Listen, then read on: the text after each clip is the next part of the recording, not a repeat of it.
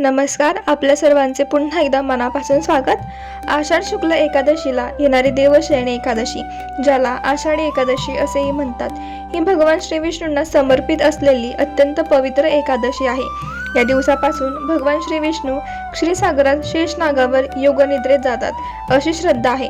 याच दिवसापासून चातुर्मासाची सुरुवात होते आणि पुढील 4 महिने जप, तप, दान, व्रत आणि भक्तीला विशेष महत्त्व प्राप्त होते।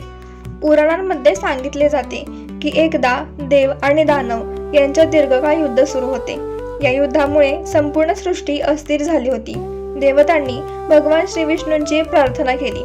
भगवान विष्णूंनी दानवांचा पराभव करून देवतांचे रक्षण केले। युद्ध संपल्यानंतर भगवान विष्णूंनी सांगितले की सृष्टीचा समतोल राखण्यासाठी आणि सर्व जीवांना विश्रांती, साधना व आत्मचिंतनाची संधी मिळावी म्हणून ते आषाढ शुक्ल एकादशी पासून 4 महिने योगनिद्रा धारण करतील। ते क्षीरसागरात शेषनागावर शयनास गेले म्हणून या दिवसाला देवशयनी एकादशी असे नाव पडले।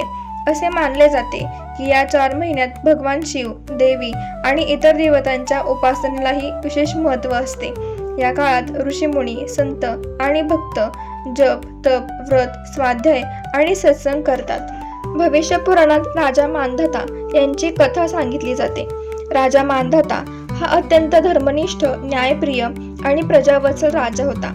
त्याच्या राज्यात सर्वत्र सुख आणि समृद्धी होती, पण एकदा सलग 3 वर्षे पाऊस पडला नाही। दुष्काळामुळे प्रजा त्रस्त झाली, नद्या आटल्या, शेती उजाड झाली आणि अन्नाचा तुटवडा निर्माण झाला।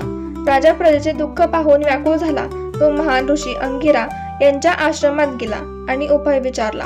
ऋषी अंगिरा यांनी सांगितले, हे राजन, तू स्वतः आणि तुझी प्रजा श्रद्धेने आषाढ शुक्ल एकादशीचे व्रत करा। भगवान श्री विष्णूंची भक्तिभावाने आराधना करा। त्यांच्या कृपेने सर्व संकटे दूर होतील। राजाने संपूर्ण राज्यासह एकादशीचे व्रत केले। भगवान श्री विष्णू प्रसन्न झाले। लवकरच मुसळधार पाऊस पडला, दुष्काळ संपला आणि राज्यात पुन्हा आनंद, संपन्नता आणि भरभराट परत आली। या कथेतून आपल्याला श्रद्धा, संयम, सत्कर्म आणि ईश्वर भक्ती यांचे महत्त्व समजते। महाराष्ट्रात आषाढी एकादशी म्हणजे भक्तीचा महासागर। लाखो वारकरी टाळ मृदंगाच्या गजरात ज्ञानोबा तुकाराम म्हणत पायी पंढरपूरला जातात आणि श्री विठ्ठल रुक्मिणीचे दर्शन घेतात।